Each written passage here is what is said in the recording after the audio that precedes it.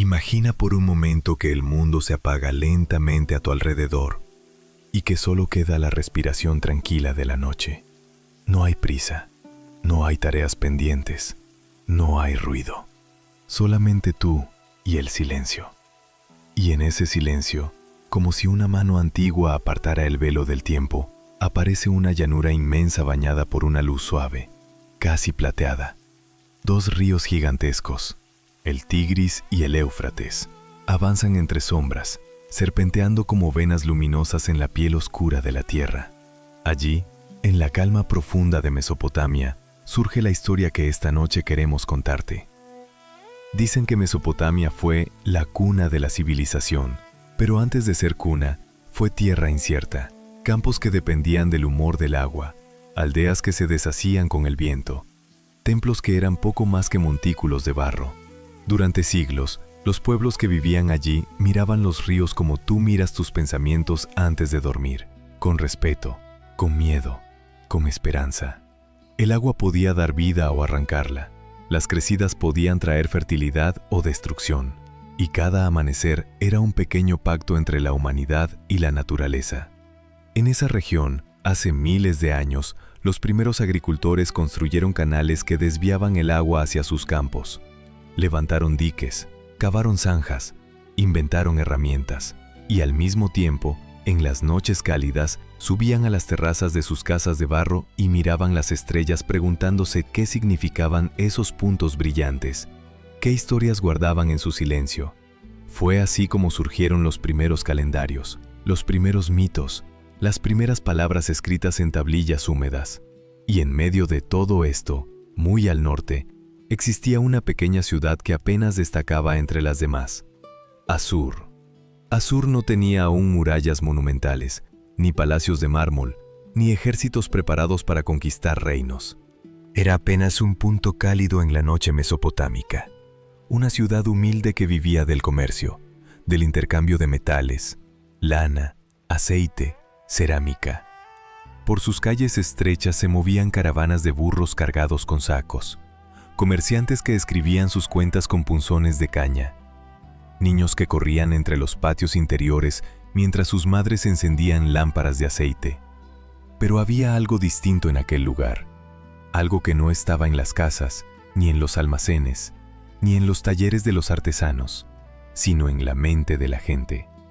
Asur no era solo una ciudad, era también un nombre, un dios, un símbolo de protección y destino. La ciudad tomó su nombre de la divinidad, pero con el tiempo, sería la divinidad quien tomaría el nombre de la ciudad. Esa fusión entre lo humano y lo espiritual crearía un vínculo que marcaría la identidad asiria durante más de 1000 años. En las madrugadas, cuando el viento frío descendía desde las montañas y hacía temblar las sombras de las palmeras, los sacerdotes subían a la parte más alta del templo y observaban el horizonte. Veían el humo de otras aldeas, las luces lejanas de caravanas nocturnas, el brillo del río, y en su silencio intuían algo que nadie podía expresar en voz alta, que aquella pequeña ciudad estaba destinada a ser más que un simple punto en un mapa, que algún día, desde ese mismo lugar, surgiría un poder tan vasto que su sombra se extendería sobre desiertos, montañas, bosques y mares. Pero no había señales claras todavía, solo el murmullo del viento, el crujir de los carros de madera, el olor del pan horneado en hornos de barro. La vida en Asur era tranquila, repetitiva, cotidiana. Y sin embargo, como ocurre con todas las historias grandes, algo estaba creciendo bajo la superficie. Algo lento, silencioso, inevitable. En los mercados de la ciudad, los comerciantes hablaban de rutas lejanas, de Anatolia, donde se encontraba el estaño que permitía fabricar bronce, del Zagros, donde vivían tribus montañesas fuertes y orgullosas, de la llanura del Éufrates, donde ciudades antiguas competían por tierras y agua. Los mercaderes asirios comenzaron a viajar lejos, muy lejos, llevando consigo textiles finos y regresando con plata y metales. Con cada viaje, aprendían no solo a comerciar, sino también a administrar, a negociar, a registrar cada detalle en tablillas de arcilla, contratos, acuerdos, alianzas. disputas. Ese hábito, el de escribirlo todo, ordenarlo todo, dejarlo todo registrado, sería uno de los cimientos del futuro imperio, porque antes de conquistar tierras, los asirios conquistaron una idea: el control del tiempo y de la memoria. A veces, cuando la noche avanzaba y el silencio era más profundo, un escriba joven se sentaba ante la luz tenue de una lámpara y copiaba, una y otra vez, los signos cuneiformes en una tablilla fresca. No sabía que esos signos, tan pequeños y frágiles, serían la base de una administración que un día gobernaría miles de kilómetros cuadrados. No sabía que aquel sonido seco, la caña hundiéndose en el barro, sería la música de un imperio. Solo sabía que debía escribir bien, con paciencia, con precisión, porque en Mesopotamia, un error escrito podía costar un comercio, una vida, un dios. Mientras tanto, las caravanas seguían llegando y saliendo. Los niños crecían. Los sacerdotes ofrecían incienso al dios Asur. Las estrellas cruzaban el cielo en su danza eterna. Y sin que nadie lo sospechara, esa pequeña ciudad se estaba preparando, capa por capa, para transformarse en algo que cambiaría la historia humana para siempre. A veces los imperios nacen de guerras violentas, pero otros, como Asiria, nacen de silencios largos, de gestos repetidos, de noches tranquilas en las que un pueblo aprende, poco a poco, a mirar más lejos que sus propios muros. Esta es la primera noche de nuestro viaje. Un viaje que nos llevará desde esta ciudad dormida hasta un imperio que dominará continentes, que construirá palacios gigantes, que sembrará miedo y admiración, y que un día caerá con la misma fuerza con la que se levantó. Pero por ahora no hay prisa. La historia apenas está despertando. Y tú puedes cerrar los ojos si quieres, mientras la llanura mesopotámica respira bajo la luna y Asur sueña, sin saberlo, con su destino. Imagina que la noche avanza un poco más. La primera parte de nuestro viaje quedó allí, en esa ciudad pequeña llamada Asur, respirando con calma a la orilla del Tigris, viviendo de caravanas y tablillas de arcilla. Ahora el tiempo se mueve hacia adelante, como un río que ya no se conforma con regar solo sus orillas. Lo que era una ciudad comerciante empezará a estirarse, a probar fuerzas, a descubrir hasta dónde puede llegar la mano humana cuando se organiza para ir más allá del horizonte. Durante muchos años, Asur no fue un reino conquistador, sino algo diferente, un nudo en una red de caminos. Desde sus calles polvorientas salían caravanas que se internaban hacia el norte y el oeste, subiendo por valles y pasos de montaña hasta llegar a las tierras de Anatolia, donde el aire era más frío y el paisaje más abrupto. Allí, en lugares como Canés, los comerciantes asirios fundaron pequeños enclaves, casi como islas de su ciudad sembradas en tierra ajena. Eran casas, almacenes, patios donde se escuchaba la lengua de Asur en medio de pueblos extranjeros. En esas colonias comerciales, la vida tenía un ritmo particular. De día, se pesaban bultos de textiles, se contaban lingotes de estaño, se negociaban precios de plata, se sellaban tablillas con cilindros grabados. De noche, los comerciantes se sentaban en círculo con lámparas encendidas, leían cartas llegadas desde la ciudad madre, repasaban cuentas. Sabían exactamente cuánta mercancía había salido, cuánta había llegado, cuánto se debía, cuánto se esperaba cobrar. Sus palabras no se apoyaban en bancos ni en correos electrónicos, sino en tablillas de arcilla enviadas con mensajeros que caminaban durante semanas. Si pudieras acercarte a una de esas tablillas, verías líneas de signos diminutos, nombres, números, intereses, plazos. Verías a un padre asociándose con sus hijos para una empresa comercial. Verías socios que se comprometían a compartir pérdidas y beneficios. Verías pleitos, reclamaciones, acuerdos de paz. Todo ese mundo silencioso de cifras y cláusulas era, en realidad, un entrenamiento para algo mucho más grande. La capacidad de manejar información a distancia, de coordinar decisiones entre lugares lejanos, de pensar que el mundo no terminaba en las murallas de Asur. Y sin embargo, el poder no nace solo del comercio. Mientras los asirios afinaban su red económica, Mesopotamia entera hervía de tensiones. En el sur, reinos como Babilonia y otras ciudades heredadas de Sumer combatían por el control de los canales y las llanuras fértiles. En el norte, distintos pueblos ocupaban valles y montañas, cada uno con sus dioses, sus orgullos, sus intereses. A veces, esas tensiones se resolvían con alianzas, otras con guerras largas y confusas que hoy apenas recordamos como líneas en una lista de reyes. Fue en ese contexto inestable cuando Assur comenzó a cambiar de piel. La ciudad que había sido principalmente mercantil empezó a verse a sí misma como algo más, como el centro de un reino. Los reyes asirios ya no eran solo patronos de comerciantes y protectores de templos, sino jefes militares, líderes de campañas, figuras que debían decidir quién gobernaba más allá del horizonte. Sus nombres, al principio discretos, casi escondidos entre otros más famosos, empezaron a aparecer con más fuerza en las tablillas y en las inscripciones. Uno de esos nombres, que en la oscuridad de la noche suena como un susurro largo, es Shamshi-Adad, Shamshi-Adad I. No todos los detalles de su vida están claros, pero sabemos que fue uno de los primeros en imaginar un mapa más amplio. No se conformó con Assur ni con unas cuantas ciudades cercanas. Soñó como un territorio continuo que se extendiera por el norte de Mesopotamia, tocando el Éufrates, llegando hasta la rica Mari, conectando rutas comerciales, campos, fortalezas. Para conseguirlo, tuvo que hacer casi todos los constructores de imperios, mezclar diplomacia y guerra, alianzas y conquistas. Bajo Shamshi-Adad, el reino asirio se estira como nunca lo había hecho. Desde la calma de tus sábanas, puedes imaginar un mapa en la oscuridad, puntos que representan ciudades, líneas que son caminos, flechas que son ejércitos avanzando. A veces esos ejércitos son pequeños, apenas unos cientos de hombres marchando con lanzas y escudos. Otras veces son columnas largas, con carros, animales de carga, escribas, mensajeros. Allí donde estos grupos llegan, el mensaje es parecido. Ahora esta ciudad entra en la órbita de Assur. Ahora sus tributos irán hacia el norte. Ahora sus decisiones deberán pasar por el filtro del reino asirio. Shamshi-Adad no gobierna solo. Coloca a sus hijos en tronos de ciudades importantes. Les envía cartas en las que no solo da órdenes, sino que también expresa impaciencia, preocupación, expectativas.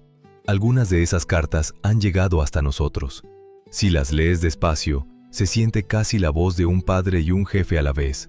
Corrige, exige, aconseja. Se enfada cuando sus hijos no actúan con la energía que él espera. Ahí, en esas tablillas, se ve el intento temprano de dirigir un territorio amplio con mandatos escritos, como una especie de corazón que late en un lugar y manda señales a las extremidades del cuerpo político. Por primera vez, Asiria se parece a un pequeño imperio. No es todavía el monstruo del que hablarán las crónicas siglos después, pero ya hay raíces, provincias sometidas, ciudades aliadas, reyes locales que juraron lealtad, tributos que llegan regularmente a los almacenes de Assur. El dios del mismo nombre empieza a ser invocado no solo como protector de una ciudad, sino como garante del orden de un mundo más grande. Un dios que supuestamente quiere que sus fieles gobiernen sobre otros pueblos. Sin embargo, esta primera construcción tiene un problema. Está muy ligada a la persona de Shamshi-Adad. Es como una tienda sostenida por un solo palo central. Mientras ese palo se mantiene firme, la tela se sostiene. Pero cuando se rompe, todo se viene abajo. Cuando Shamshi-Adad muere, el equilibrio que había creado comienza a deshacerse. Sus hijos no tienen la misma combinación de carisma, disciplina y suerte. Los reinos vecinos, que habían aceptado la dominación asiria a regañadientes, aprovechan el momento. Las alianzas se disuelven, las ciudades se rebelan, las fronteras retroceden. Poco a poco, el mapa que habías imaginado se contrae. Las líneas que antes marcaban el alcance del poder asirio se rompen. Algunos aliados cambian de bando, otros intentan volverse independientes. Y en el sur, la vieja Babilonia observa con atención.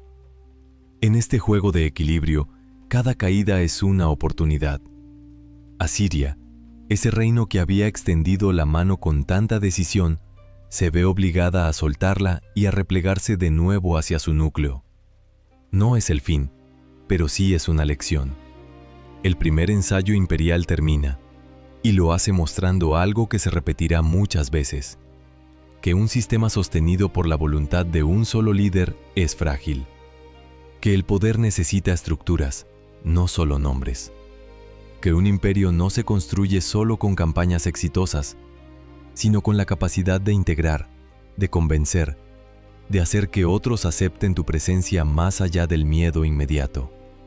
Desde tu cama, puedes ver ese momento como un suspiro largo. Asiria ha probado cómo se siente ser grande y luego ha vuelto a ser pequeña. El mundo alrededor, sin embargo, no se ha detenido. Al norte y al oeste, nuevos reinos aparecen y desaparecen. Al este, pueblos de las montañas aprenden también a organizarse. Al sur, Babilonia y otras ciudades continúan sus propios ciclos de esplendor y caída. En medio de todo esto, Asiria pasa por una fase gris, de la que no se habla tanto, años de reajustes, de resistencia silenciosa, de sobrevivir en un entorno dominado por otros. En un momento dado, otro nombre empieza a sonar con más fuerza: Mitanni, un reino poderoso que domina buena parte del norte mesopotámico y de Siria. Durante un tiempo, Asiria queda en su sombra. Asur, que había sido corazón de un reino en expansión, ahora tiene que soportar ser vasallo, pagar tributo, aceptar interferencias externas. No es una situación cómoda, pero es una etapa que enseña algo importante: cómo sobrevivir sin control absoluto, cómo esperar el momento oportuno. Y ese momento llega. Mitanni se debilita. Desde Anatolia, los hititas presionan. Desde el sur, los intereses babilonios y egipcios se cruzan. Desde dentro, las élites locales disputan el poder. Cuando un gigante se tambalea, los que vivían bajo su sombra levantan la cabeza. Asiria, que lleva tiempo respirando hondo, siente que ha llegado su turno de nuevo. Aquí aparece otro de esos nombres que resuenan como golpes suaves en la noche: Asur-uballit I. Bajo su reinado, Asiria rompe la subordinación a Mitanni, empieza a moverse con más libertad, reivindica su lugar en el tablero. No estamos todavía en el gran imperio neo-asirio, pero las bases se van consolidando. El rey se corresponde con otros monarcas del cercano oriente, se involucra en las disputas sucesorias de Babilonia, apoya a candidatos y, en ocasiones, interviene con el ejército. Lentamente, casi sin ruido, el reino asirio se convierte en algo más sólido. Reinos como el de Adad-Nirari I, Shalmaneser I y sobre todo, Tukulti-Ninurta I añaden capas a esa construcción. Tukulti-Ninurta, en particular, representa un momento fuerte. Lanza campañas hacia el sur, derrota a Babilonia, llega a proclamarse rey de Babilonia, capta la estatua del dios Marduk y se la lleva a territorio asirio. Para quien vivía en ese tiempo, ver a Babilonia sometida era como ver al viejo centro del mundo mesopotámico inclinarse ante el norte.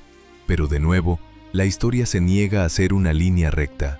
Tukulti-Ninurta decide construir una nueva capital, Kar-Tukulti-Ninurta, cerca de Ashur, pero no en ella. Quizá quiso crear un centro más moderno, más adaptado a su visión de poder. Esa decisión genera tensiones. Parte de las élites tradicionales se sienten desplazadas. Los viejos equilibrios religiosos y políticos se resquebrajan. Al final, Tukulti-Ninurta es asesinado en un complot, y su nueva ciudad, ese sueño de capital reinventada, se convierte en una especie de fantasma. El patrón se repite: ascenso, expansión, exceso de confianza, fractura interna, caída parcial. Asiria no desaparece, pero se hiere. Vuelve a enfrentarse a enemigos exteriores, a presiones en las fronteras, a crisis económicas y militares. La región entera entra en tiempos difíciles: invasiones, movimientos de pueblos, cambios climáticos, colapsos de rutas comerciales, que los historiadores llaman a veces Edad Oscura del cercano Oriente. Y sin embargo, debajo de esos altibajos hay algo que no se pierde: la memoria de haber sido fuerte, la herramienta de la escritura, la estructura administrativa, la convicción de que Ashur, el dios y la ciudad, tienen un papel especial en el mundo. Es como si, por dentro, el pueblo asirio siguiera ensayando, acumulando experiencia, aprendiendo de sus intentos fallidos. Cuando tú miras tu propia vida desde fuera, quizá también ves algo de esto. proyectos que crecieron rápido y luego se deshicieron, etapas en las que sentiste que por fin lo tenías todo bajo control, y de repente, una crisis, un cambio, una caída. En el momento, todo parece desastre. Visto con distancia, se convierte en entrenamiento, en preparación para algo que aún no sabías que ibas a vivir. Eso mismo le pasó a Asiria.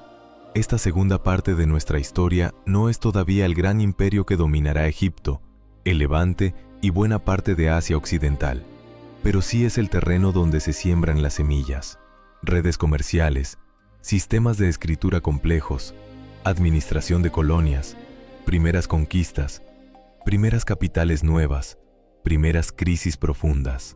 Todo esto, en conjunto, es el laboratorio donde se cocina el futuro. Y mientras tú escuchas esto, quizá ya con los ojos cerrados, puedes imaginar que Mesopotamia cae de nuevo en silencio. Los nombres de los reyes se apagan como velas en una lista. Los templos siguen levantados. Los campos siguen dando trigo. Las caravanas no dejan de caminar. La superficie parece igual que siempre, pero bajo esa superficie, invisible al ojo humano, la historia está haciendo algo que solo el tiempo revelará. Está preparando la llegada de un Asiria diferente, más duro, más organizado, más temido. El Asiria que conoceremos en la próxima parte. Por hoy, basta con quedarte con una sensación, la de un pueblo que, una y otra vez, se levanta, se expande, tropieza, se repliega, aprende y vuelve a intentarlo, como tú, como todos. Y mientras el Tigris y el Éufrates siguen fluyendo en la oscuridad, tú puedes dejar que el sueño se acerque, sabiendo que la historia continuará cuando vuelvas, en otra noche, en otra etapa de este imperio que todavía está aprendiendo a ser lo que un día será. Imagina que las sombras se alargan sobre Mesopotamia y que la historia, como un animal cansado, ha pasado por muchos ciclos de subida y bajada. Asiria ya ha respirado victorias y fracasos. Ha probado el sabor amargo de depender de otros reinos. Ha sentido la humillación de ser vasalla. Ha visto cómo sus primeros intentos de imperio se desmoronaban con la muerte de un solo rey. Pero también ha guardado algo muy valioso: memoria. Y en la historia, la memoria es una semilla que no siempre se ve, pero que un día rompe la tierra y se convierte en algo mucho más grande de lo que nadie imaginaba. Cuando nos acercamos al siglo X sin antes de Cristo, el paisaje político del cercano Oriente vuelve a cambiar. Muchos de los grandes poderes anteriores se han debilitado. Algunas rutas comerciales se han reconfigurado. Pueblos que antes eran sombras se han convertido en actores principales. Y allí, en el norte de Mesopotamia, Asiria empieza a moverse otra vez, primero con pasos cortos, luego con una firmeza que se hará temible. Imagina un mapa en la oscuridad de tu mente. Ahora marca un punto donde está Assur, y alrededor de ese punto dibuja un círculo pequeño. Ese es el núcleo del reino asirio después de crisis, retrocesos y años grises.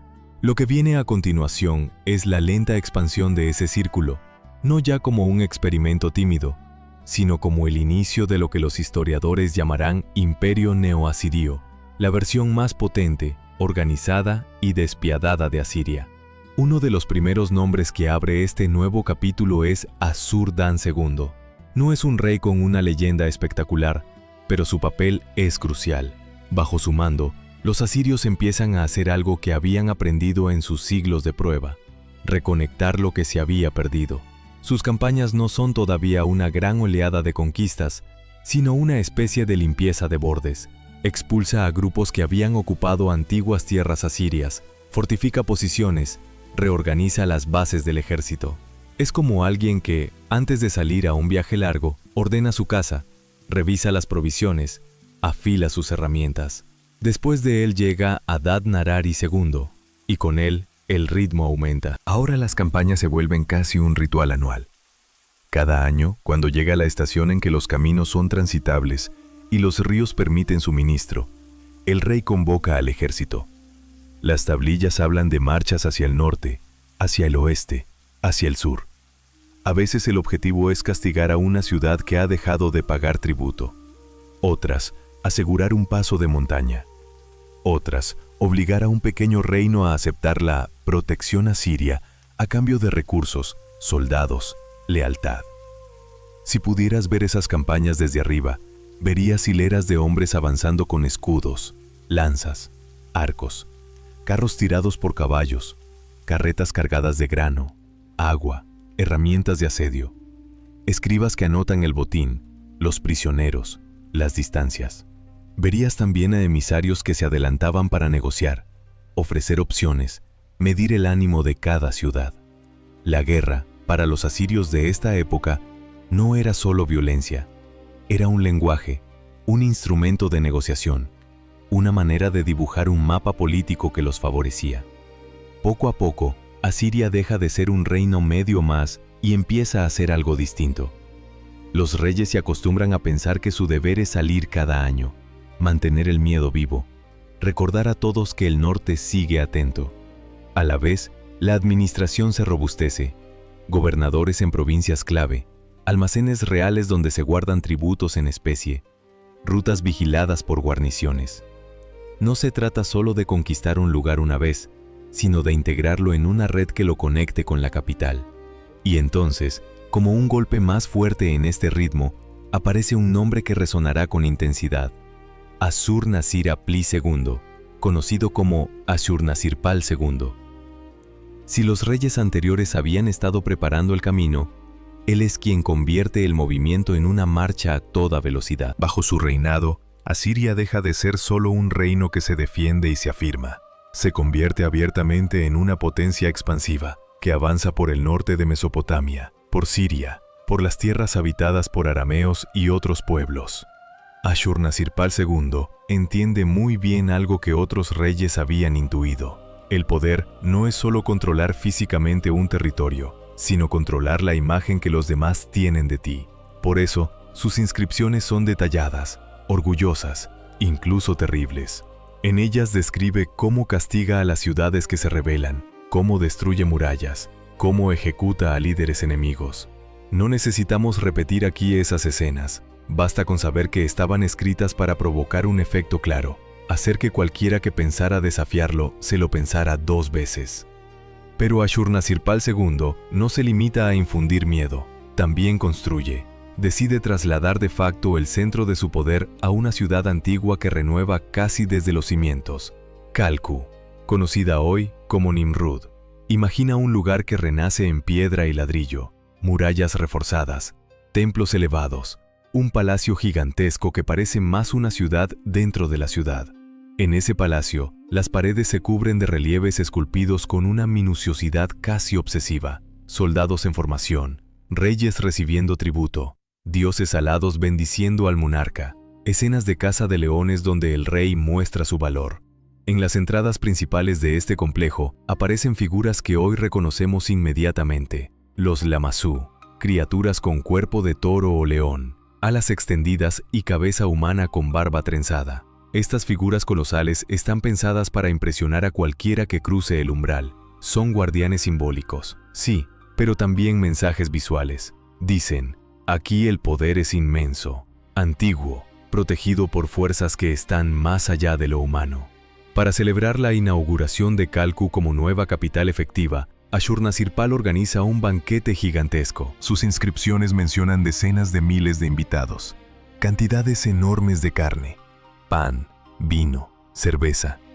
Tal vez las cifras estén exageradas, como a menudo sucede en la propaganda real, pero la intención es clara: mostrar que el rey tiene recursos casi inagotables, que puede alimentar a multitudes, que su generosidad y su fuerza son tan grandes como su ambición. Mientras tanto, fuera de los muros del palacio, el mundo siente el peso del avance asirio. Reinos pequeños en Siria, ciudades arameas, comunidades montañesas, todos ven llegar a los mensajeros del norte con ofertas que son órdenes disfrazadas. Paga tributo, entregas rehenes, acepta gobernador, únete a nuestras campañas. Hay quien cede sin luchar, prefiriendo conservar cierta autonomía. Hay quien se rebela, confiando en alianzas que a veces llegan tarde. Cada victoria asiria se registra en piedra. Cada derrota, en cambio, se oculta lo mejor posible. Tras Ashur-nasir-pal II, La máquina no se detiene. Su sucesor, Sulmanu Azaret III, Shalmaneser III, hereda un reino ya lanzado y lo empuja todavía más hacia el oeste.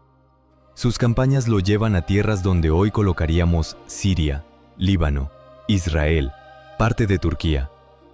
Allí se encuentra con coaliciones de reyes que unen fuerzas para contenerlo. Damasco, ciudades fenicias, reinos del interior. En la famosa batalla de Karkar, en el 853 a.C., Asiria se enfrenta a una alianza enorme. La inscripción asiria, por supuesto, presenta el resultado como una victoria aplastante, pero la realidad parece haber sido más ambigua. Shalmaneser no consigue destruir la coalición, aunque sí demostrar que está dispuesto a presionar una y otra vez. Entre los monumentos que nos dejó su reinado está el llamado Obelisco Negro, una pieza de piedra donde se muestran, en franjas horizontales, escenas de reyes extranjeros trayendo tributos a los pies del rey asirio. En una de esas escenas aparece una figura inclinada identificada como un rey de Israel. No importa aquí tanto si los nombres coinciden exactamente con cada figura como la idea que transmiten. Para el público asirio, el mensaje era que incluso reyes lejanos, con sus propias tradiciones y dioses, tenían que bajar la cabeza ante el Señor del Norte. Mientras Asiria crece hacia afuera, hacia adentro se va gestando algo más profundo que el simple aumento de territorio. El ejército se profesionaliza. Ya no es solo una masa de campesinos llamados de vez en cuando, sino una estructura permanente, con unidades especializadas, arqueros expertos, carros de guerra, caballería. La administración se complica. Se definen provincias, se nombran gobernadores, se fijan impuestos, se establecen cadenas de responsabilidad. El rey se convierte en el centro de una telaraña que conecta ciudades, fortalezas, almacenes, templos. En tus oídos, mientras escuchas esto acostado, estos nombres pueden ser como olas que van y vienen. No hace falta retenerlos todos. Lo esencial es sentir cómo Asiria ha pasado, en unos siglos, de ser una ciudad modesta a un sistema enorme donde casi todo, la guerra, el comercio, la religión, la escritura, está pensado para mantener en pie un edificio gigantesco, el imperio. Pero incluso ahora, en plena expansión, las semillas del futuro ya están presentes. Un imperio así exige mucho a quienes lo sostienen: campañas anuales, presión constante sobre las provincias, cadenas de mando tensas, decisiones difíciles. Cada vez que el rey elige castigar con dureza a una ciudad, suma un nuevo enemigo silencioso. Cada deportación crea nostalgia y odio de larga duración. Cada monumento que celebra una victoria es también un recordatorio, para los pueblos sometidos, de lo que han perdido. Llegará un momento, y lo veremos en las siguientes partes, en que esa masa de resentimientos, unida a crisis internas y nuevos rivales, convertirá el edificio en algo inestable. Pero eso todavía no ha sucedido. Aquí en esta tercera parte, nos quedamos en el momento en que Asiria brilla con un fulgor duro y casi cegador. Los palacios de Kalku están llenos de relieves donde el rey pisa cuellos de enemigos. Los escribas llenan tablillas con listas de tributos. Las caravanas entran y salen cargadas de plata, madera, piedra, animales, artesanos, esclavos. Si cierras los ojos, puedes imaginar que vuelas por encima de todo esto, como un pájaro que atraviesa la noche. Ves ciudades encendidas, ves columnas de humo, ves ríos de hombres marchando. Y en el centro de esa red, ves la figura de un rey que, cada año, se prepara para salir de nuevo al campo, convencido de que la fuerza que ha construido durará para siempre. Tú, que conoces el final, sabes que no será así. Pero por ahora, deja al imperio asirio en este punto, joven en su forma más dura, confiado, todavía lejos del abismo. Nosotros seguiremos su camino en la próxima parte, donde aparecerán nombres como Tiglat-Pileser III, Sargón II, Sennacherib, Esaradón y Asurbanipal, y veremos cómo la estructura se perfecciona hasta rozar lo inhumano, antes de empezar a romperse. Esta noche, sin embargo, basta con sentir el peso de ese momento, el de un poder que se consolida, que aprende a dominar el arte de gobernar a distancia, que llena el mundo conocido de su sombra. Y mientras el eco de los pasos de sus ejércitos se pierde en la oscuridad, tú puedes acurrucarte un poco más en tu cama, recordando que incluso los gigantes que parecen invencibles son, al final, capítulos finitos en un libro mucho más grande. La última vez dejamos a Asiria en un punto casi hipnótico. Los palacios de Kalku llenos de relieves, los Lamassu vigilando las puertas, los reyes marchando cada año a la guerra como si fuera un ritual inevitable. Ashurnasirpal II y Shalmaneser III habían convertido a Asiria en una sombra constante sobre el norte de Mesopotamia y Siria. El mundo empezaba a acostumbrarse a esa presencia dura, disciplinada, insistente. Pero lo que viene ahora es todavía más profundo. No solo un reino fuerte, sino una máquina casi perfecta. Esta parte de la historia es el momento en que Asiria se reinventa por dentro para convertirse en el imperio que muchos siglos después será recordado como el más temido de su tiempo. Imagina que vuelves a desplegar el mapa en tu mente. Los contornos del imperio asirio ya son amplios, pero aún tienen huecos, zonas grises, fronteras que dependen de la lealtad frágil de reyes vasallos. Cada vez que un rey fuerte muere, el mapa tiembla un poco. Cada vez que una ciudad se rebela, hay que enviar tropas, gastar recursos, arriesgar la imagen de invencibilidad. Los asirios han aprendido a conquistar, pero todavía están aprendiendo a mantenerlo conquistado sin desgastarse hasta el agotamiento. En medio de esta tensión aparece un nombre que será un auténtico parteaguas. Tukulti-Apil-Sharra III, conocido como Tiglat-Pileser III. Si los reyes anteriores habían afinado el arma, él decide desmontarla y volver a armarla pieza por pieza. No solo hace campañas, cambia el modo en que el imperio está hecho por dentro. Cuando Tiglat-Pileser III toma el trono, alrededor del 745 a.C., Asiria pasa por uno de esos momentos peligrosos en los que el poder central se ha debilitado. Hay revueltas internas, tensiones en las provincias, enemigos que prueban la solidez de las fronteras. Muchos reinos se habrían derrumbado ahí. Él elige otra cosa, convertir la crisis en excusa para una reforma total. Empieza por el corazón que sostiene todo, el ejército. Hasta entonces, buena parte de las tropas asirias eran campesinos llamados en determinadas épocas del año. Servían una campaña y luego volvían a sus campos.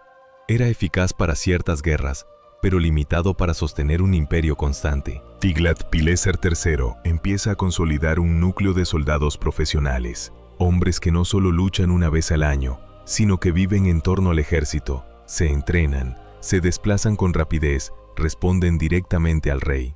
La estructura se hace más flexible, arqueros bien organizados, infantería disciplinada, caballería más importante, ingenieros capaces de construir rampas, puentes, máquinas de asedio.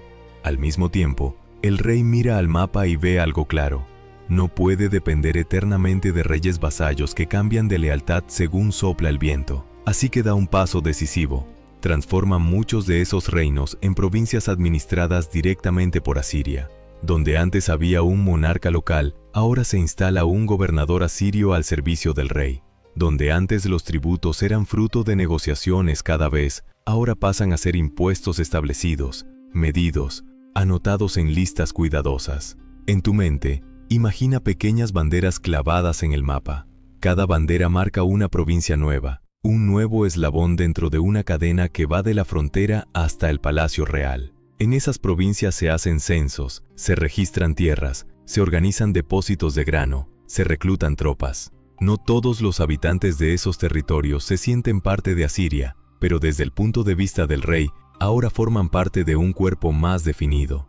Con esta nueva estructura, Tiglat-Pileser III lanza campañas de una eficacia fría. Sus ejércitos avanzan hacia Siria, hacia el Levante, hacia el Zagros. Reinos que antes se mantenían a medio sometimiento, ahora son absorbidos. Muchas ciudades se enfrentan a una decisión clara: aceptar el yugo asirio o arriesgarse a un castigo ejemplar. Algunas resisten y caen. Otras, viendo lo que ha pasado con sus vecinas, deciden abrir las puertas. Entre las herramientas más características de este nuevo imperio está una práctica que ya había existido antes, pero que ahora se vuelve sistemática: las deportaciones organizadas. Cuando una región se rebela, cuando el rey considera que su lealtad es dudosa, partes de su población son trasladadas a otras provincias. No es un caos, es un esfuerzo logístico enorme. Listas de familias, rutas preparadas, destinos asignados. Pueblos enteros son arrancados de su tierra y llevados a lugares distantes, donde se mezclan con otros grupos. Para quienes vivían aquello, era una experiencia desgarradora. Dejar atrás templos, tumbas, costumbres, paisajes. Para el imperio, era una forma de romper futuras rebeliones, pero también de llenar con mano de obra zonas estratégicas. La consecuencia a largo plazo será una Mesopotamia de rostros mezclados, lenguas entrecruzadas, identidades híbridas. Y aunque el objetivo del rey no era ese, también será una forma de transmitir cultura, técnicas, palabras a través de todas las fronteras. Con Tiglat-Pileser III, Asiria ya no es solo un reino grande, es un sistema que se autoalimenta. Cada nueva provincia aporta soldados, tributos, recursos que permiten nuevas campañas, que traen nuevos botines, que permiten nuevas construcciones, que legitiman aún más al rey. Es un círculo poderoso, y mientras gira, parece inquebrantable. Tras él, otro rey toma el relevo con fuerza, Sarrukín II, Sargón II. El nombre que elige para sí mismo, el rey legítimo o el rey verdadero, ya dice algo de la tensión del momento. Su ascenso al trono probablemente implicó lucha interna, tal vez un golpe de estado. Para consolidarse, Sargón hace lo que los reyes asirios saben hacer: ganar campañas, construir ciudades, dejar huella en piedra. Una de sus acciones más famosas es la consolidación definitiva del dominio asirio sobre el reino de Israel, con la caída de Samaria. Las fuentes asirias y otras tradiciones recuerdan ese momento como uno de los grandes actos de deportación masiva. Poblaciones enteras trasladadas, territorios reorganizados, presencia asiria fortalecida en una región clave. Para el imperio es una victoria estratégica. Para la gente que vivía allí, un fin del mundo cotidiano. Sargón II también mira hacia el norte y el este, donde el reino de Urartu, en las montañas de la actual Armenia, ha sido durante años un rival duro. A través de campañas complejas, los asirios consiguen desgastar y finalmente doblegar la amenaza urartea, o al menos neutralizarla lo suficiente como para que deje de ser un peligro constante. Y, como sus predecesores, Sargón decide sellar su poder con piedra. Manda construir una nueva capital desde cero, Dur-Sarruquín, la fortaleza de Sargón, cerca de la actual Khorsabad. Imagina un lugar que surge casi de la nada, murallas trazadas con regla, calles planificadas, palacio inmenso, relieves, lamasu, inscripciones. Es un gesto audaz, crear una ciudad que encarne su reinado, un símbolo en el que todo esté alineado con su nombre. Pero el destino tiene sus ironías. Sargón II muere en campaña, probablemente en combate, y su cuerpo no es recuperado. En la mentalidad de aquella época, un rey sin sepultura adecuada es casi una herida en la memoria.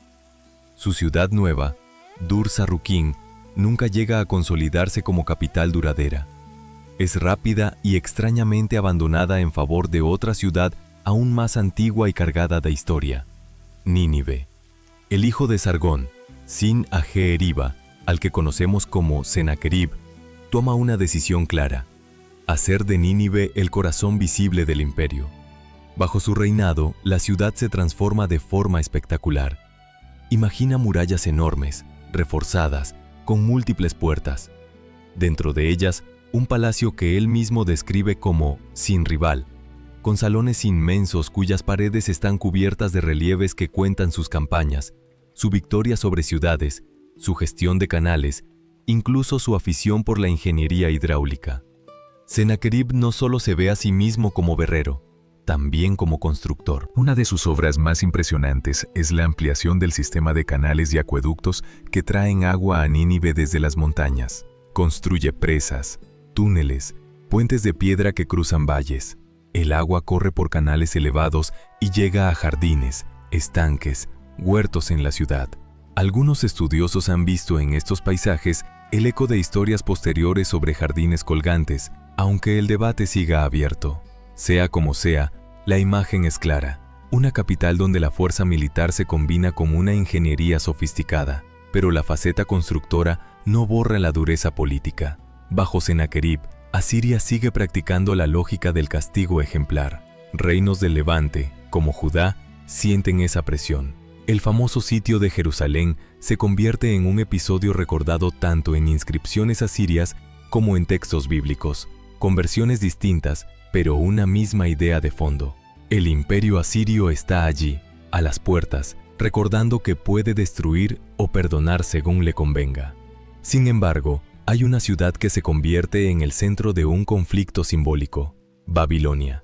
Para los mesopotámicos, Babilonia no es una ciudad cualquiera, es un lugar cargado de tradición, de mitos, de memoria. Asiria ya la había conquistado otras veces, pero la relación siempre fue tensa, demasiada historia, demasiado orgullo.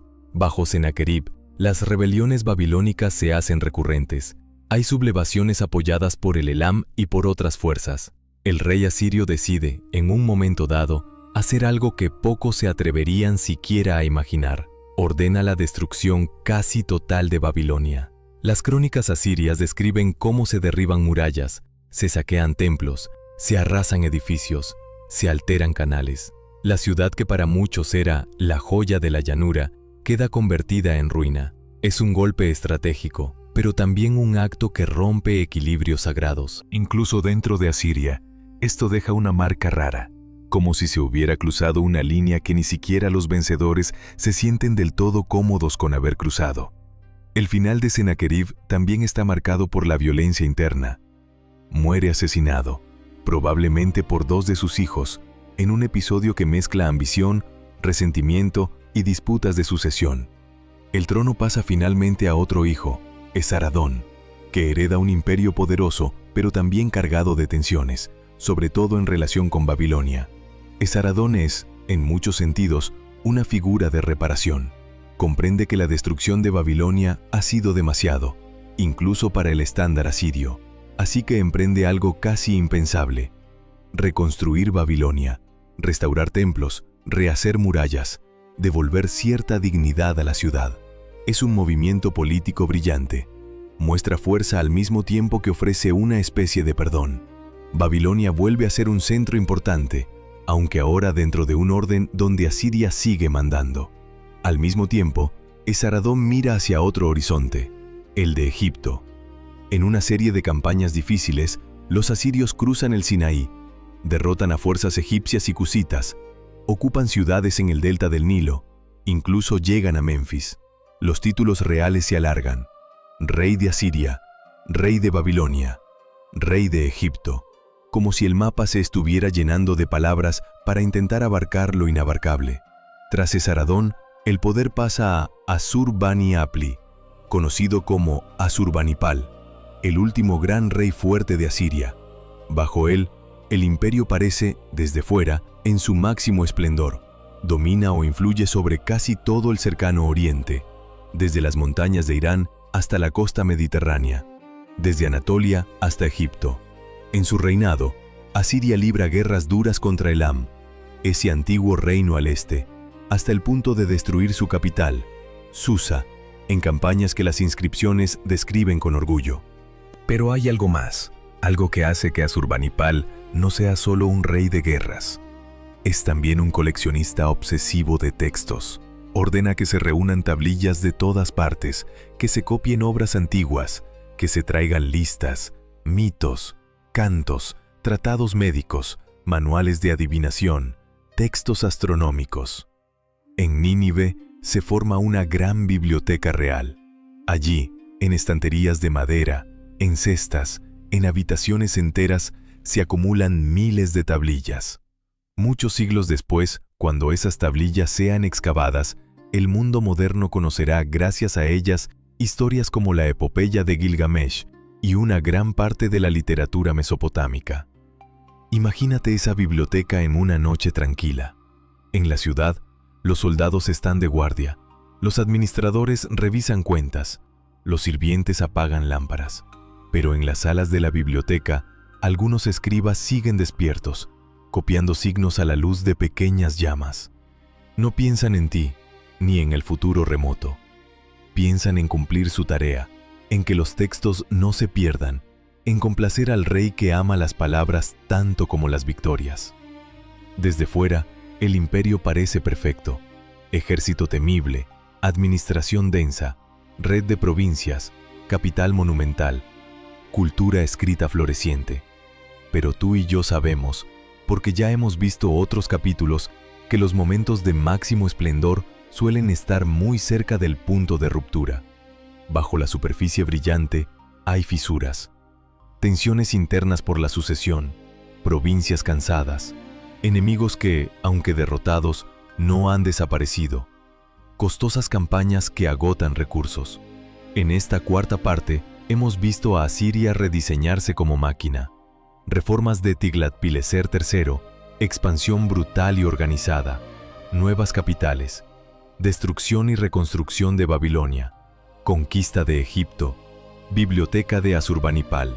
Es el punto más alto, el más complejo, el más fascinante. El imperio se ve a sí mismo como señor del mundo, convencido de que puede sostenerlo todo con la fuerza de sus ejércitos y la sabiduría de sus escribas. En la próxima parte, empezaremos a ver cómo esa máquina, tan afinada, comienza a apagarse por dentro, cómo la muerte de Asurbanipal abre un vacío, cómo Babilonia y Media se levantan, cómo ciudades cargadas de poder simbólico, Asur, Nínive, Harrán, dejan de ser centros vivos y se convierten en ruinas. Pero hoy, si estás a punto de dormirte, puedes quedarte un momento más en estas imágenes. El agua corriendo por los canales de Nínive, los relieves del palacio brillando con luz de antorchas, las tablillas acumuladas en la biblioteca. Es el instante justo antes del giro, el último suspiro de grandeza antes de que el gigante empiece, sin saberlo, a caer. Imagina que el tiempo avanza unos años más y que la luz que antes bañaba los relieves del palacio de Nínive empieza a hacerse más tenue. No pasa nada espectacular de un día para otro. No hay un trueno que marque el principio del fin. Lo que hay es algo más silencioso, pequeñas grietas, decisiones dudosas, cansancio acumulado. Así empiezan a morir los imperios, no con una sola batalla, sino con una suma de fisuras que, durante un tiempo, casi nadie quiere mirar de frente. Asurbanipal, el último gran rey fuerte de Asiria, ha muerto. No sabemos la fecha exacta, pero la sentimos como un cambio de tono en la música. Hasta entonces, el imperio había vivido bajo la mano firme de alguien capaz de dirigir guerras lejanas y, al mismo tiempo, construir una biblioteca gigantesca. Con su muerte, esa mano desaparece y las cuerdas que sostenían la estructura empiezan a soltarse. En las listas reales aparecen nombres que suenan menos potentes: Ashur-etil-ilani, Sin-shar-ishkun. Sus reinados son breves, confusos, atravesados por luchas internas. No hay grandes construcciones nuevas. No hay campañas gloriosas que unifiquen al país en torno a una victoria. Hay más bien algo más frágil. Intentos de mantener un edificio enorme que cruje por todas partes. Imagina Nínive en esos años. Las murallas siguen en pie. Las puertas siguen decoradas con lamazu. La biblioteca de Asurbanipal sigue llena de tablillas. Los canales siguen trayendo agua a los jardines. Si pasearas por sus calles, todavía verías mercados llenos, administradores entrando y saliendo de oficinas, sacerdotes en los templos, soldados de guardia. Desde dentro, la vida parece continuar, pero en los despachos del palacio, las conversaciones son distintas. Rumores de rebeliones, noticias de provincias perdidas, informes que hablan de enemigos que antes estaban sometidos y ahora empiezan a moverse. Uno de esos focos de movimiento está al sur, Babilonia. Esa ciudad, tantas veces sometida, tantas veces humillada, tantas veces destruida y reconstruida, no ha olvidado que un día fue el centro del mundo mesopotámico. Bajo un líder llamado Nabopolassar, comienza a agitarse de nuevo. Hacia el 626 a.C., se levanta contra el dominio asirio, se proclama independiente y empieza a construir su propio poder. Al principio, los asirios reaccionan como siempre. Envían ejércitos, intentan sofocar la rebelión, recuperan algunas ciudades, pierden otras. Pero algo ha cambiado. Ya no hay un rey con la autoridad y la energía de Asurbanipal. Las campañas son más cortas, menos decisivas. Las tropas están cansadas de generaciones de guerras casi continuas. Muchas provincias, viendo que el centro ya no es tan sólido, empiezan a actuar por cuenta propia. Mientras tanto, al este, En las mesetas y montañas del actual Irán occidental, otro actor se levanta: los medos. Durante décadas han sido una constelación de pueblos, a veces sometidos parcialmente por Asiria, a veces aliados, a veces enemigos. Bajo un rey llamado Ciáxares, empiezan a unificarse, a reorganizar su ejército, a mirar hacia el oeste con una mezcla de prudencia y ambición. Para Asiria, esto significa algo muy simple y muy peligroso. Ya no hay un solo enemigo al que mirar, sino varios, y algunos empiezan a colaborar entre sí. Nabopolassar en el sur, Ciáxares en el este, pueblos del Zagros y de Anatolia Oriental observando la debilidad asiria como los animales del desierto observan a un viejo león. En 614 a.C., los medos dan un paso que resuena como un trueno en el corazón del imperio. Marchan contra la ciudad de Asur, el antiguo centro sagrado de Asiria, la ciudad que fue cuna del reino y que comparte nombre con su dios. Las crónicas babilónicas cuentan que los medos la conquistan y la destruyen. Es un golpe no solo militar, sino espiritual. Es como si alguien arrancara el corazón antiguo de un cuerpo que ya estaba fatigado. Nabopolassar llega después, se encuentra con los medos y, según la crónica, se sella allí una alianza. No tenemos el texto del tratado, pero vemos el resultado. Medos y babilonios deciden avanzar juntos contra el enemigo común.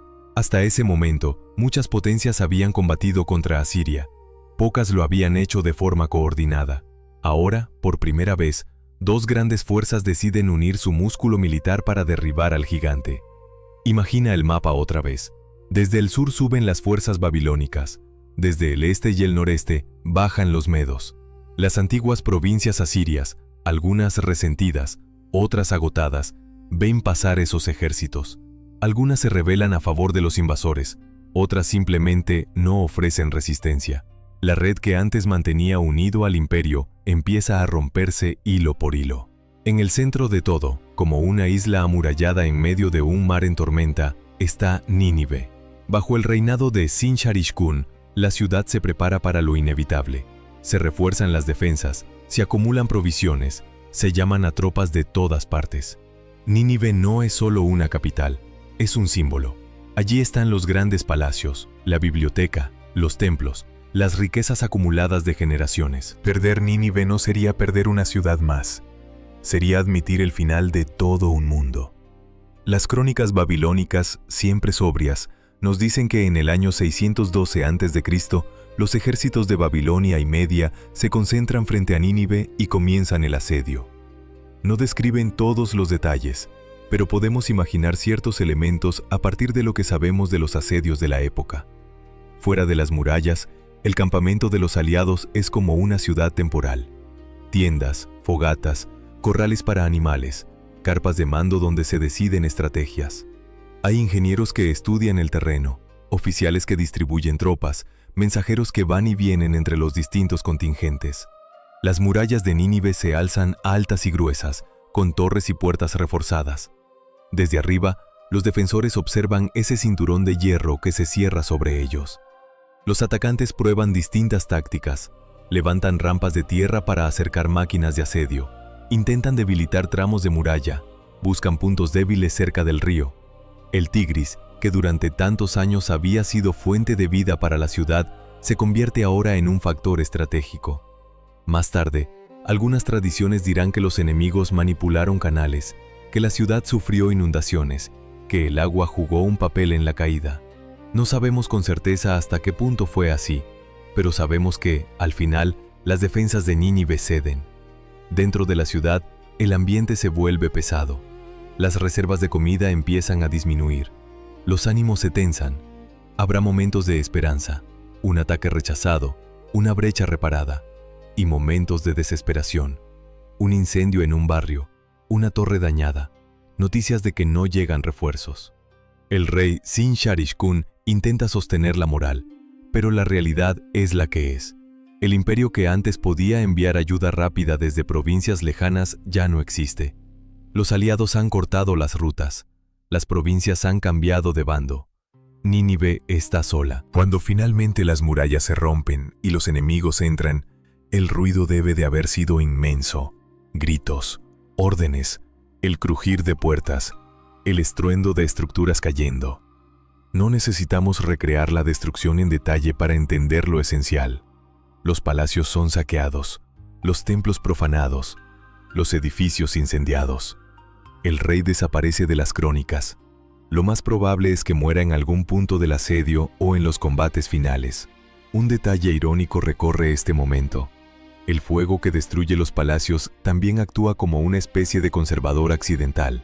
Cuando las techumbres se derrumban y las estanterías de la biblioteca de Asurbanipal se hunden bajo el peso de la estructura, muchas tablillas de arcilla quedan protegidas por capas de escombros y ceniza.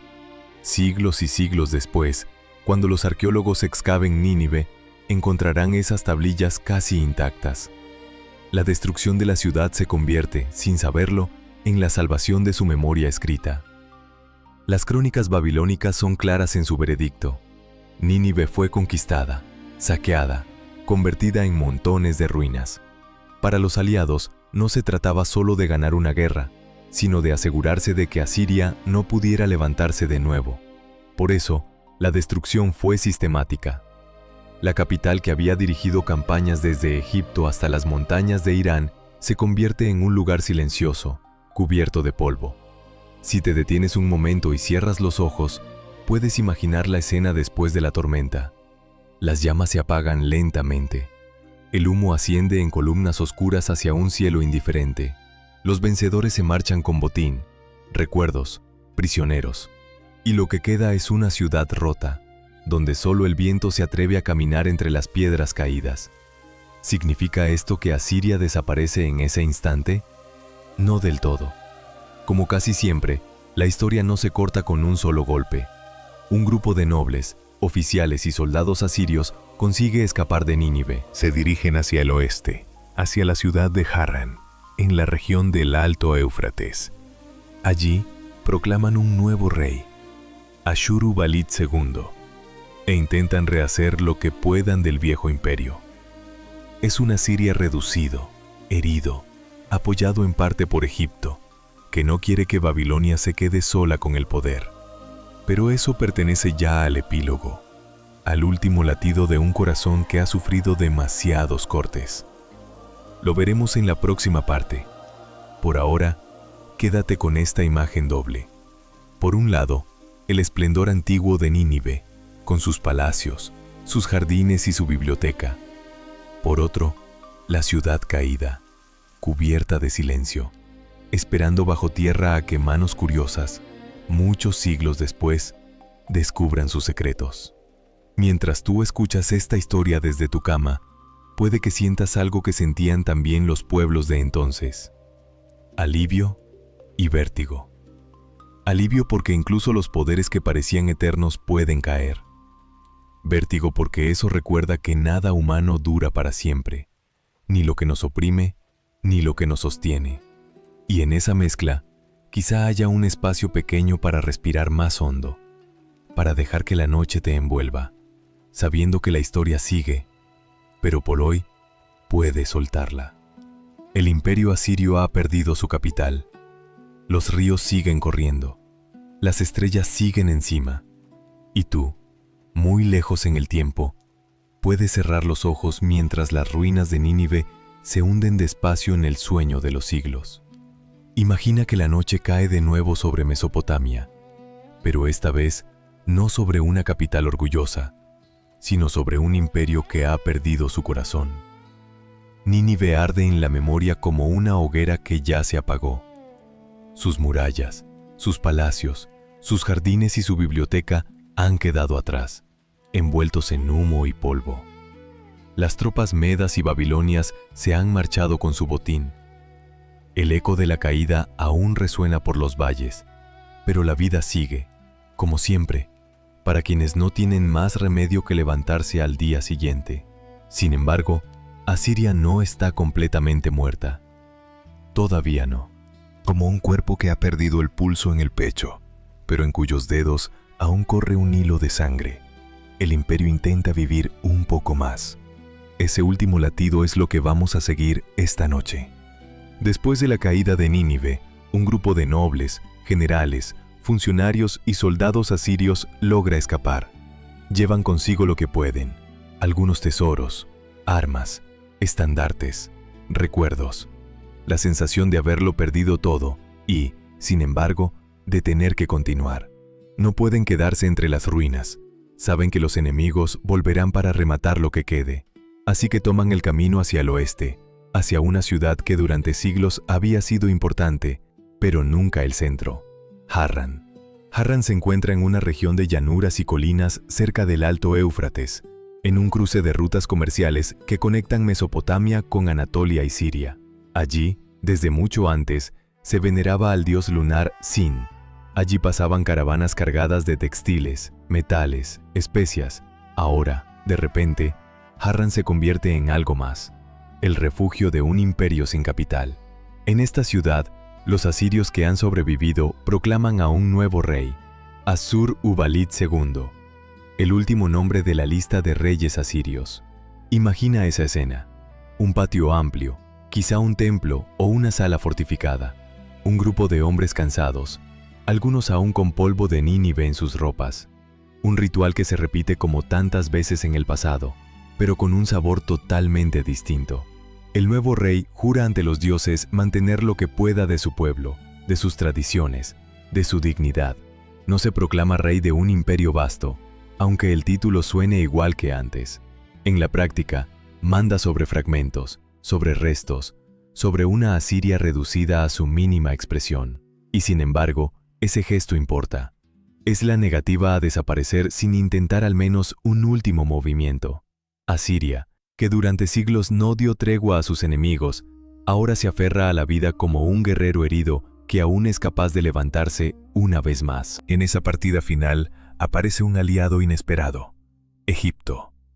El faraón, que ve con preocupación cómo Babilonia crece y se fortalece, comprende que una Asiria viva, aunque sea pequeña, puede servir de contrapeso.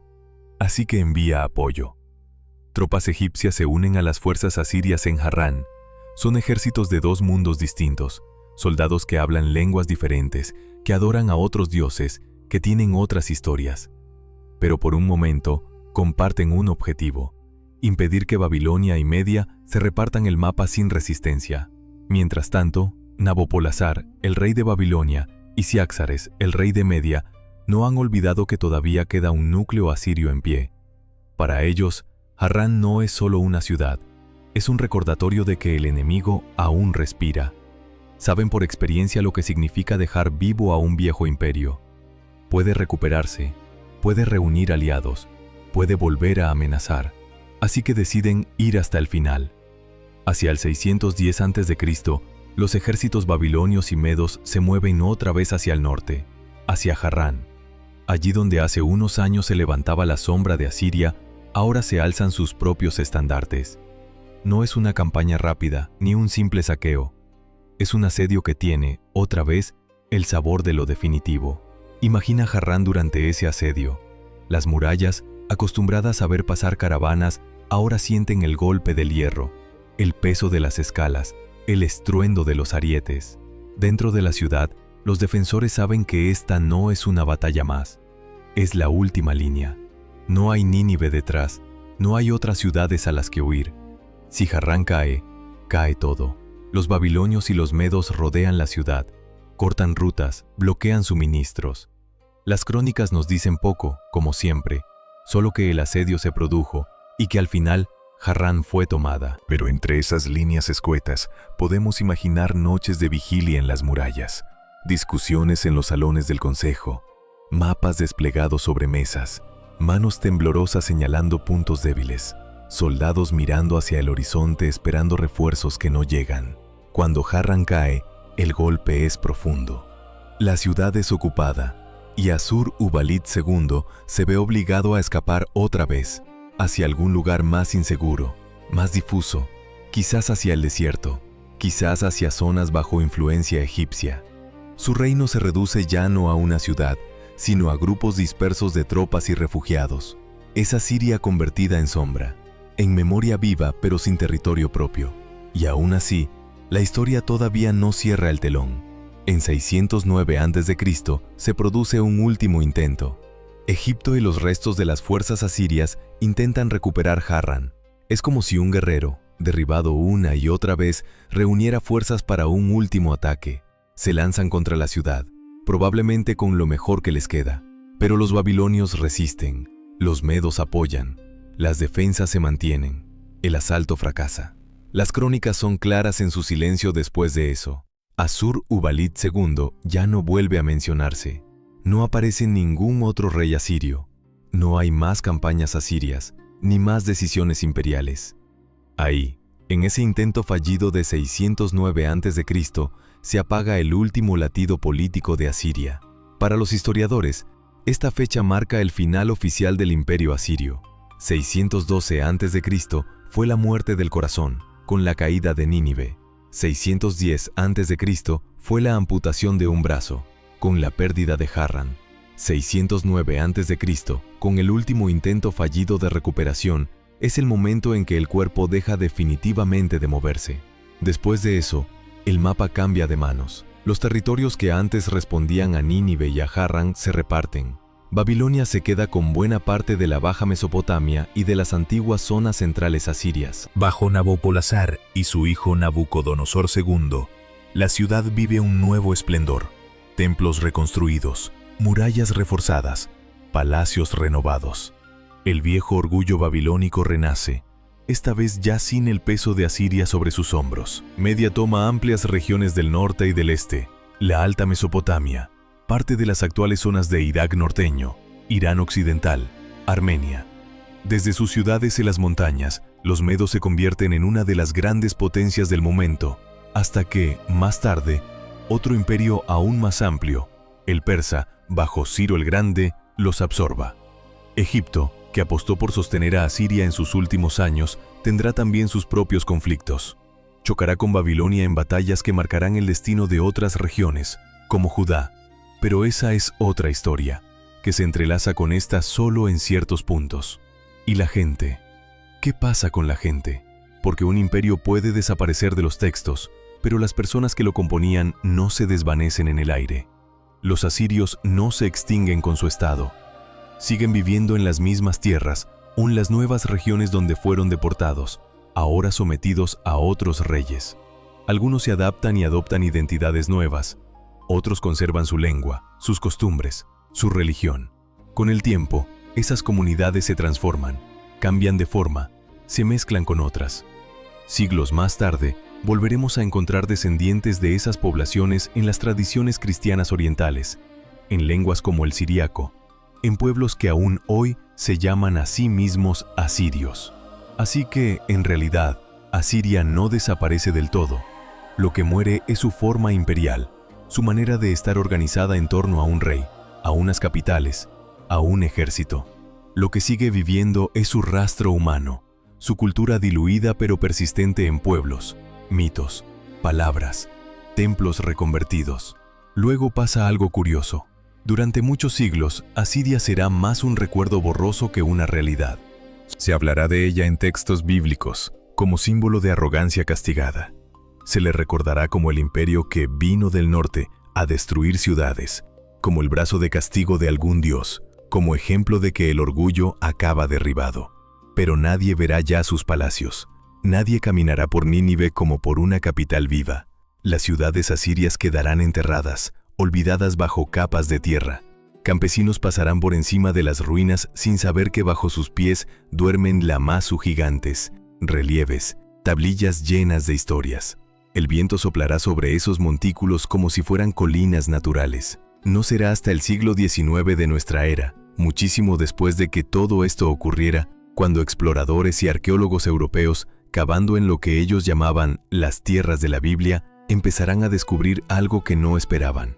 Palacios con paredes llenas de figuras, toros alados, tablillas con escritura cuneiforme. Lo que para ellos era casi un mito. Asiria, Nínive, los reyes que habían sido solo nombres en textos antiguos, se convierte de pronto en piedra, en arcilla, en imagen concreta. La biblioteca de Asurbanipal, enterrada bajo el colapso de un palacio incendiado, resucita. Las tablillas que sobrevivieron al fuego y a los siglos se convierten en la voz directa de un mundo que ya no existe. Gracias a esa destrucción que un día pareció definitiva, hoy podemos leer historias, listas, plegarias, cartas, tratados y reconstruir lo que estás escuchando ahora. En esta sexta parte, hemos acompañado a Asiria en su epílogo, el escape a Harran, la coronación de un último rey, el apoyo de Egipto, los asedios finales, el intento desesperado de recuperar lo perdido, el silencio después de la derrota. Es como ver a un gigante que, habiendo caído de rodillas, intenta levantarse una vez más, solo para aceptar que sus fuerzas ya no alcanzan. Y sin embargo, incluso en esa derrota hay algo digno. La negativa a desaparecer sin luchar, el esfuerzo de mantener viva la memoria de lo que fueron. En la séptima parte, la última, no seguiremos más ejércitos ni asedios. En lugar de eso, nos sentaremos tranquilamente a mirar toda la historia de Asiria desde arriba, como si la viéramos condensada en una sola línea, desde la pequeña ciudad junto al Tigris hasta las ruinas silenciosas bajo el sol. Y hablaremos de lo que nos deja, de lo que podemos aprender, de por qué vale la pena escuchar estas historias antes de dormir. Por ahora, puedes cerrar los ojos y quedarte con una imagen simple: el cielo nocturno sobre las llanuras donde un día marcharon los ejércitos asirios, ahora vacío de ruido. Unas pocas luces de aldeas dispersas, el viento moviendo las hierbas, y bajo la tierra, muy hondo, las piedras de palacios caídos y las tablillas de arcilla que guardan el recuerdo de un imperio que fue, que cayó, y que aún susurra algo a quienes, como tú esta noche, se detienen un momento para escucharlo. Imagina que, por un momento, nos alejamos tanto del mapa de Mesopotamia que todo se vuelve pequeño. Los ríos que antes llenaban la pantalla de tu mente ahora son 2 hilos de plata. Las ciudades, Ashur, Calcú, Nínive, Harrán, Babilonia, se reducen a puntos de luz que se encienden y se apagan con el paso de los siglos. Los nombres de los reyes que hace un rato resonaban como tambores: Ashur-Nasir-Pal, Tiglat-Pileser, Sargón, Sennacherib, Esarhadón, Asurbanipal, ahora son solo ecos lejanos. Desde aquí arriba, todo el recorrido de Asiria cabe casi en un suspiro. Nace, crece, se extiende, domina, se agota, se quiebra, desaparece. Pero tú no lo has vivido como un suspiro, sino como una travesía lenta, noche tras noche, parte tras parte. Has visto cómo una pequeña ciudad comerciante se convirtió en una tormenta sobre medio mundo, cómo su poder se afiló hasta volverse casi inhumano, cómo sus propias fuerzas la fueron vaciando por dentro hasta que, al final, incluso Nínive cayó en silencio. Ahora, en esta séptima parte, no vamos a seguir ejércitos ni asedios, vamos a hacer algo diferente: sentarnos, respirar hondo y mirar todo lo que Asiria deja detrás de sí, no solo en ruinas y tablillas, sino en ideas, advertencias, preguntas. Como cuando terminas un libro largo y antes de cerrarlo, te quedas un momento con la mirada perdida, dejando que las páginas recién leídas sigan trabajando por dentro. Piensa primero en lo que Asiria construyó. Durante siglos, sus reyes y funcionarios aprendieron a administrar territorios distantes, a mover tropas, grano, noticias, órdenes, tributos, personas. Inventaron y perfeccionaron una forma de gobierno que ya no dependía solo de la presencia física del rey, sino de una red de provincias, gobernadores, caminos y escribas. Cada tablilla con una lista de impuestos, cada sello en una carta oficial, era una pequeña pieza de ese mecanismo. Esa idea de imperio, un centro fuerte que controla periferias lejanas, un sistema de provincias conectadas por mensajeros, un ejército permanente que sostiene el conjunto. No murió con Asiria. Otros la tomaron, la adaptaron, la perfeccionaron. Los neobabilonios, los medos, los persas, más tarde los griegos, los romanos, y muchos en otros lugares del mundo que nunca oyeron hablar de Asiria, pero que reinventaron, a su manera, el mismo patrón. Asiria fue una de las primeras veces que la humanidad probó a construir algo tan grande y tan organizado. El experimento salió bien, hasta que dejó de salir bien. Piensa también en lo que Asiria rompió. Sus reyes levantaron palacios magníficos y al mismo tiempo destruyeron ciudades que se atrevieron a desobedecer. Construyeron canales y acueductos y a la vez utilizaron el agua como arma en asedios. Reunieron una biblioteca que guardó para nosotros las historias de Gilgamesh y otros mitos. pero llenaron esas mismas estanterías con tratados sobre cómo interpretar eclipses y entrañas de animales para saber cuándo ir a la guerra. Las deportaciones masivas, la violencia ejemplar, la destrucción de ciudades como Babilonia, las campañas implacables, todo eso dejó cicatrices profundas en los pueblos sometidos. Para ellos, Asiria no era una palabra neutra, era el recuerdo del miedo, del luto, de la pérdida de la propia tierra. Cuando el imperio empezó a flaquear, ese miedo almacenado se convirtió en algo más, en deseo de venganza, en alianzas contra el antiguo dominador, en una fuerza que empujó las murallas de Nínive desde fuera con la misma intensidad con la que el cansancio y la crisis empujaban desde dentro. En ese espejo, la historia nos susurra algo sencillo. Un poder que se sostiene principalmente en el miedo puede durar mucho, pero no puede durar limpio. Y cuando se abre una grieta, todo lo que ha reprimido vuelve con más fuerza. Asiria también nos deja una imagen curiosa, la de un imperio que, mientras domina a otros con dureza, se preocupa por conservar las palabras, los mitos, el conocimiento. La biblioteca de Asurbanipal es casi un símbolo perfecto de esa contradicción, levantada por órdenes de un rey que destruyó Elam y sus ciudades, pero que a la vez mandó copiar textos de todas partes para que no se perdieran. Gracias a esa obsesión, tú puedes hoy escuchar relatos que nacieron cientos de años antes que él.